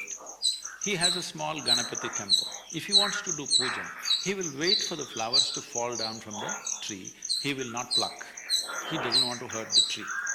Only if the flowers fall down, he will take that and worship. Otherwise, he will not do that worship. Some leaf he will take and offer to the god that he believes in. This is the kind of man, they put police there. So when I went there, end of December, with a group of our people, about 100, 200 people, we went there to see him because we knew it's the last part of his life. He was still fit and well. He just cried. He said, see, they put police, 2 constables were sitting there. He said, they put police to watch me. I said, you don't worry, what's your problem? They're just 2 people sitting there, you don't look at their uniforms, leave them alone, you just focus on what you have to do. But he was deeply disturbed. He said, how can they put police watching me? Am I a thief? Why are they putting police on me? I mean, the very thing he should be respected for. And these kind of… I mean, we In need this to culture, discuss this. such a man would be worshipped. But unfortunately, in today's India, police were But put… Sadhguru, the very fact that he was healthy, why one has to drag to their death is what I don't understand. Like euthanasia, these people, they will, like the ones who were fighting for it to not be passed, they will even snatch your, food. But they definitely have no love for somebody's life, but they're scared of death. See, That is for sure. the culture has become in such a way that we are in a denial of death. But you must understand this. The only reason why somebody turns spiritual is when they realize they're mortal. If you were immortal, spiritual process would be meaningless. By thinking about God, you will not become spiritual, you will become fanciful, you will become unrealistic. You think there are shortcuts to life by believing in God. But the moment you see that you are mortal, then you naturally want to know what is beyond this body, what is the nature of my existence. These questions are very natural when you understand that you're mortal. So in this culture, we have never hidden mortality, always death happened in open, When somebody is dying in your house, they'll keep him outside so that everybody can see how he dies. So this is a thing that people will watch, whether he dies gracefully, whether he vacates his residence gracefully or he needs to be pushed out. This was very, very important. Unfortunately, we've lost that. We need to understand this, whatever we may be doing. Doesn't matter what you're doing, you're making movies, I do something else, somebody runs a state, it doesn't matter what we are doing. We are mortal, this is the fundamental reality of our existence. If we forget this one thing, only by forgetting this one thing, we start doing idiotic things on this planet. We have done all these idiotic things simply because today we have to talk about saving rivers, saving mountains, nonsense. This is all utter nonsense to me, saving a river, saving the forest. This is simply because we think we're immortal. We may not be actually thinking so, but we're not conscious of our mortality. If we understood that our stay here is just a brief amount of time, we're just baton carriers from previous generation to the next generation, we are temporary occupants of this planet. If this awareness was there within us every day of our life, we would live completely differently. It's very, very important to be conscious of one's mortality. So one good thing is that Nirmalananda finally acquired Mahasamadhi and so did your wife, which is the saving grace of the whole episode. Okay, so my last question is, Sadhguru, that about our youth. Apparently the statistics say that every 1 hour, actually less than an hour, a young person below 25 is committing suicide. Why is that? I mean, there's a time to die and you can utilize Mahasamadhi for that, but why die before 25? Suicide is not a pleasant thing. Not at all a pleasant thing, because for a human being to see, when somebody dies, he commits suicide, we're just thinking, okay, he committed suicide. It's not like that. You must look at what psychologically that person goes through to come to that decision. It's the most horrible part of one's life, where somewhere they feel so trapped, either by physical situations, financial situations or emotional situations, so absolutely trapped when there is no other way. This is when they take that kind of violent exit, which we call as suicide. And if someone tries to kill somebody, that somebody has some defense. They can fight, they can run, they can protect themselves, some resistance is possible. But when you start hurting this one, this is the most helpless life. And it is the worst kind of torture that you can do is to torture this one because this is an absolutely helpless life with yourself, isn't it? Somebody else has some defenses. So suicide need not be seen in terms of statistics, 1 hour they're dying. Even if one person commits suicide, it's a human concern. It must be a concern for the whole humanity. Why is this happening? You must understand, in this country, in 2017, 7,600 children below 15 years of age have committed suicide. Below 15 years of age, when they must be bursting with life and wanting to live. Below 15 years of age, if they want to commit suicide, what is it? We are somewhere driving ourselves to a certain desperation. One big cause for all this is education system. Unfortunately, it's the schooling system which is killing people. Because if you get 98, you're no good, you know. People will ask you, where is the other 2%? So, apart from this, there are various other things, economic things are there, emotional things are there, various kinds of things for a human being. Essentially, simply because there is no clarity about life in some way. See, youth means, it's life in making. Youth, the most significant aspect of youth is they're full of energy, it's a huge amount of energy. When I say energy, after all, our life is a combination of a certain amount of energy and a certain amount of time, isn't it? Time is ticking away for all of us at the same pace, it's going away. If you sit here, it goes away, if you stand, it goes away, if you run, it goes away, if you don't do anything, it goes away, if you sleep also, it goes away. Time is rolling for all of us. It's only energy we can manage. If you organize our energies in a certain way, what somebody does in 100 years, you could do in 10 years. It is just organization of one's energies. So youth means an exuberant energy. But most of the time, the problem with the youth is they don't have the necessary clarity nor balance. If you could bring 10% more clarity and 10% more balance in their life than the way they are right now, this energy would translate into something fantastic. Because if individual genius has to unfold, the most important thing is there is balance and clarity. So, as a part of this, we are just about on the threshold of this. We are launching a campaign called Youth and Truth in the month of September. We are doing events across the country in various universities. More than that, the idea is to communicate to the youth of this nation and the world that there is a way to bring clarity to your life. You have energy. If you bring clarity and balance, you could be a wonderful life early on. Fantastic you can be. But if you have energy and you don't have the necessary balance and clarity, you could become a disaster right here, both for yourself and the world as such. So we will be a part of doing this, and we expect you and all your friends in the industry and in the media, please be a part of it, because this is one thing we need to do, because as a nation, we are talking about our demographic dividend, where 50% of our population is below 30 years of age, which is a unique situation. And it's a fantastic situation only if we give the necessary clarity and balance and competence to our youth. Otherwise, we can be a major disaster. And such a large youthful population, without necessary clarity, without competence, without balance, they could be the biggest disaster on the planet. But if we organize this well, we could be the greatest miracle in the world. So we are making this effort, and I'm putting 1 full month of my time traveling across the country, speaking in various universities and causing a buzz about this among the youth, speaking a very youthful language. You will see a very different Sadhguru. I know, you can… Because I will dress differently, speak differently, do everything differently with them, because I'm very youthful.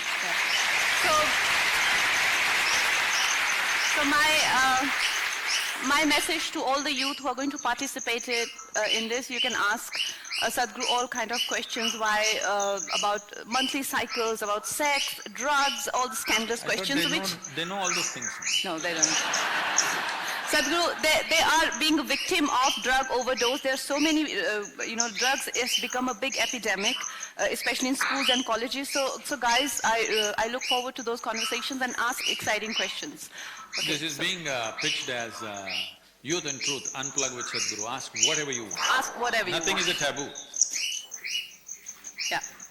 So how much time do we have for questions?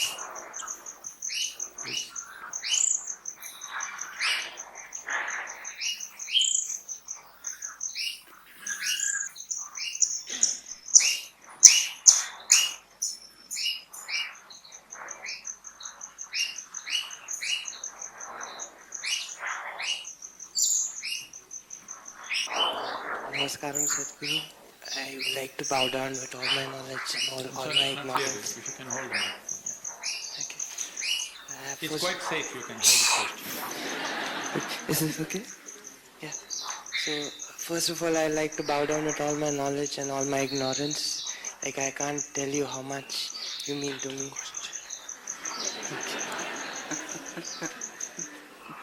So my question is very simple. Whenever I go to watch a movie, I'm given a place and I can see the screen in front of me, hear the voice coming from somewhere, and I can understand where I am. But when it comes to my life, I don't know where I see things, where I hear things.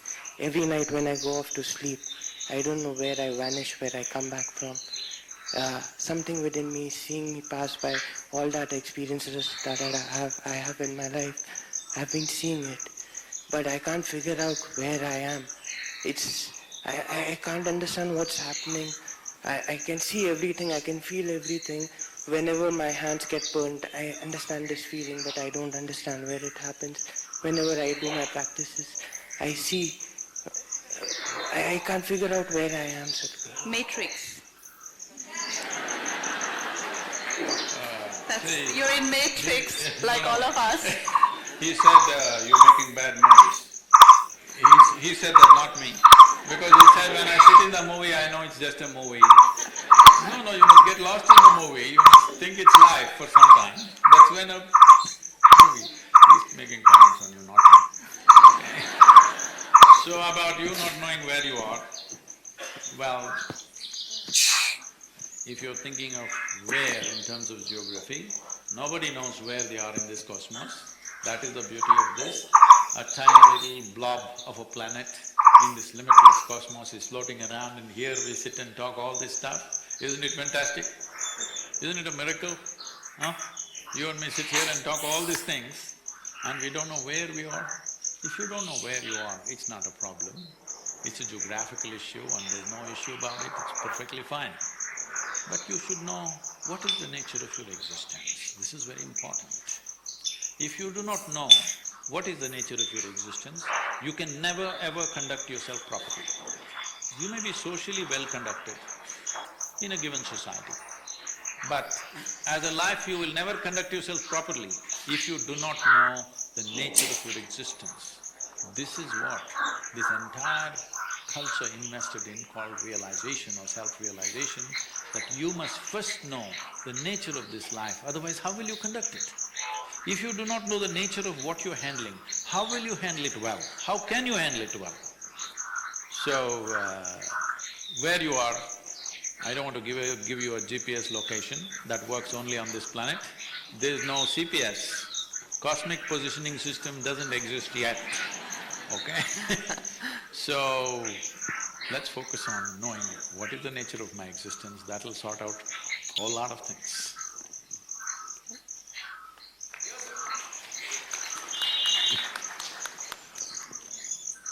What time is it? You've taken the whole time, it's 9 o'clock. Really? Okay, that was long conversation. Hello, my question is that we often tend to attract patterns in our life. The pattern can be good or bad. It can be abusive relationships, it can be successes, it can be failures. So how to break away from a negative pattern and attract a positive one? And my second question is… Let's handle one at a time. She's asking me. No, she's definitely not asking me. I have the same question in my life.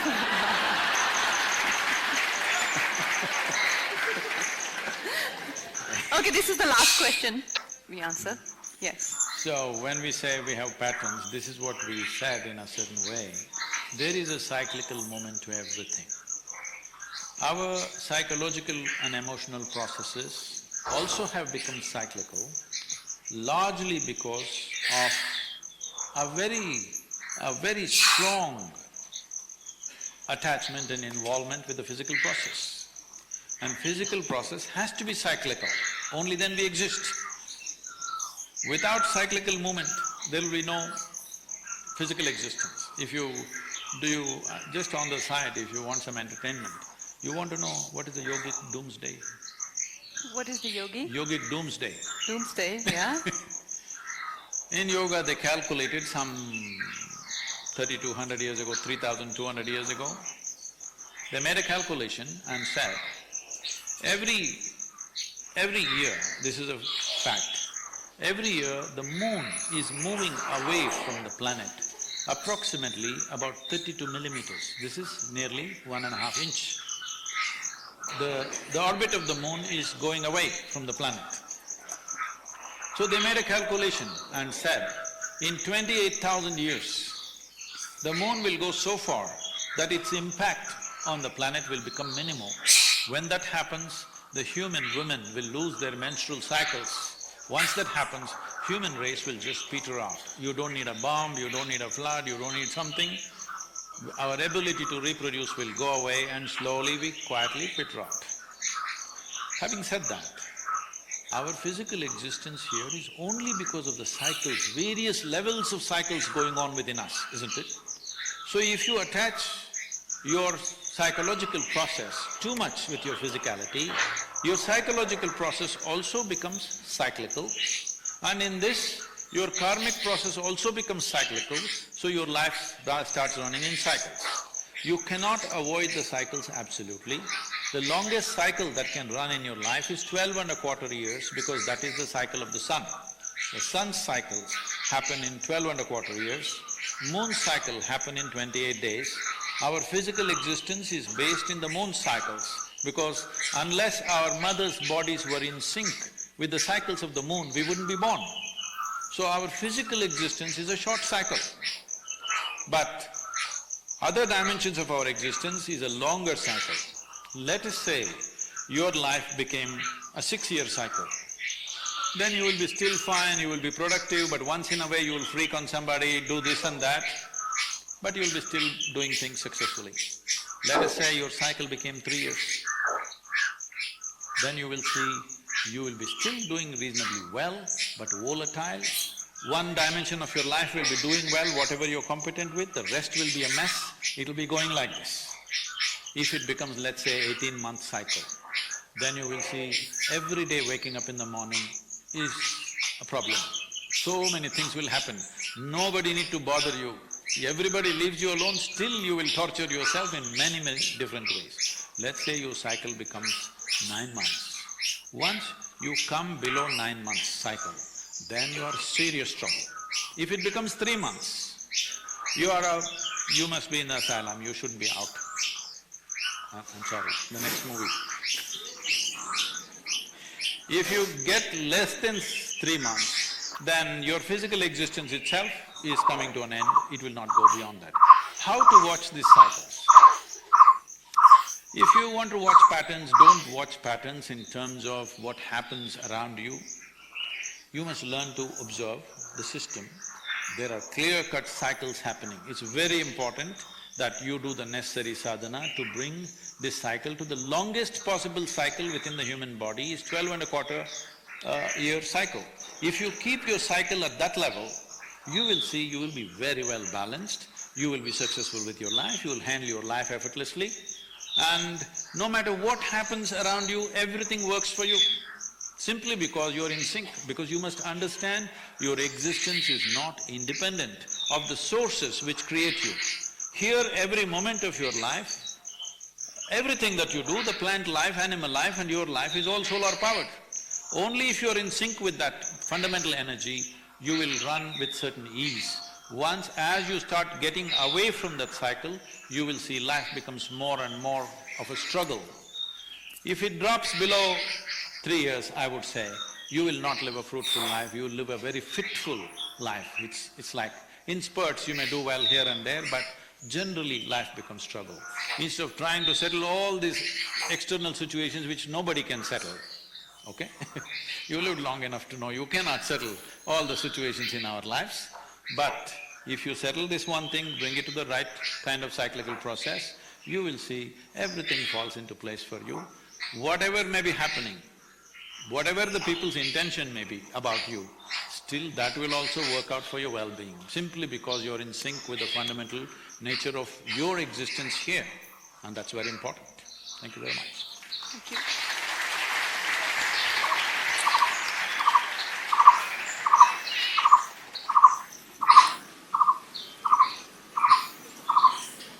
Thank you, Sadhguru. Thank you, Kangana. I think it was a session that was as engaging as we all thought it would be. And on behalf of Isha, we'd like to offer a small token of gratitude to Kangana. Neha?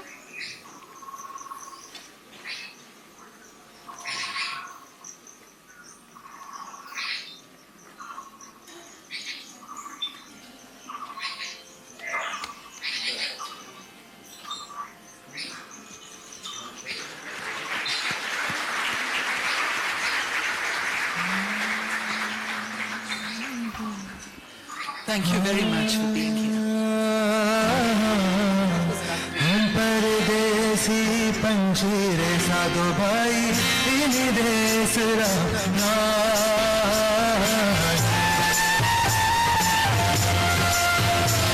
ओ हम परदेसी पंछीरे साधो भाई इनी देश राना इनी देश रा लोग तेरा इनी देश रा लोग तेरा पल पल पर पछताई ओ पल पल पर पछताई रे साधो भाई इनी देश रा हम परदेसी पंछी रे साधो भाई इनी देश रा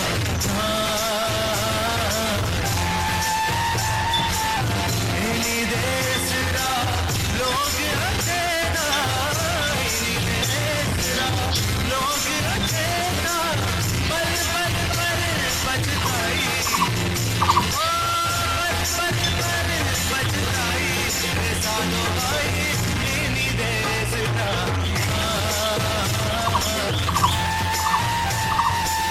हम परदेसी पंछी रे साधो भाई इनी देश रा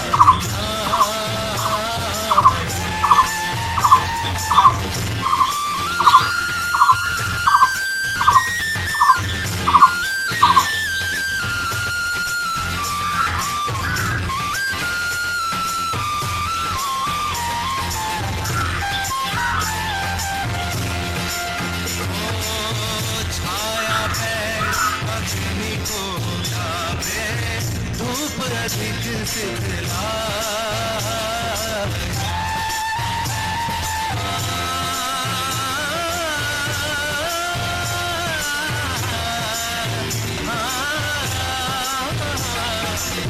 छाया पैर अग्नि को जावे धूप अधिक सिखला